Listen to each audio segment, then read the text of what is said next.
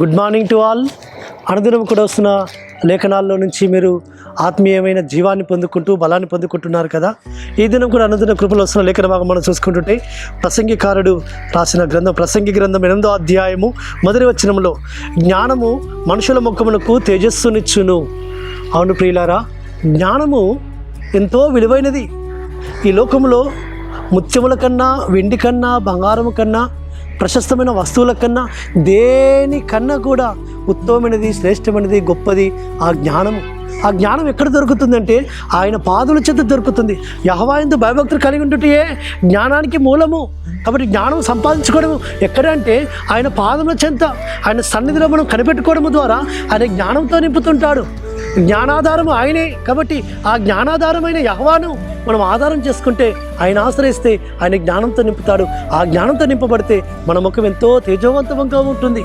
కాబట్టి ఈ లోకంలో పందిని చూసుకోండి, పందికి ఏ విషయం విలువైన బంగారపు ఏదేసినా దానికి అందం ఉండదు. ఎందుకంటే దానికి జ్ఞానం లేదు. కాబట్టి మనుషులకు పరమతని జ్ఞానం ఇచ్చాడు, వివేచన ఇచ్చాడు, ఆలోచన ఇచ్చాడు. కాబట్టి ఆ జ్ఞానంతో నింపుతున్న ఆయన మన జ్ఞానాభివృద్ధి చేసుకోవడానికి కొరకు ఆయన సన్నిధికి రమ్మంటున్నాడు.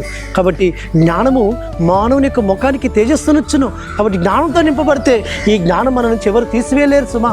వెండి బంగారం నుంచి మన నుంచి చోరీ చేయబడతాయి, దొంగిలించబడతాయి, కానీ జ్ఞానం ఎవరు దొంగిలించలేరు. జ్ఞానము మనుషునికి విలువనిస్తుంది, విలువ పెంచుతుంది. అదే మాదిరిగా జ్ఞానము జీవమునకు నడిపిస్తుంది సుమా. కాబట్టి నన్ను కనుగొనేవాడు జీవమును కనుగొనను అన్నాడు. కాబట్టి జ్ఞానం కనుగొంటే మనం జీవంలోకి మనం ఎంటర్ అవుతున్నట్టు సుమా.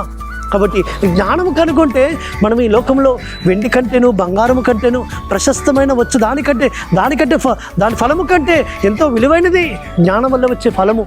కాబట్టి జ్ఞానాధారం అయిన ఆ యెహోవాను మనం ఆధారం చేసుకుంటే, ఆయన ఆశ్రయిస్తే ఆయన జ్ఞానంతో నింపుతాడు.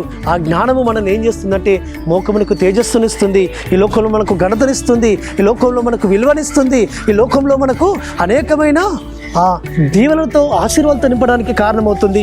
అదే మరిగా పరలోకానికి, నిత్య జీవానికి కారణమవుతుంది ఆ జ్ఞానము.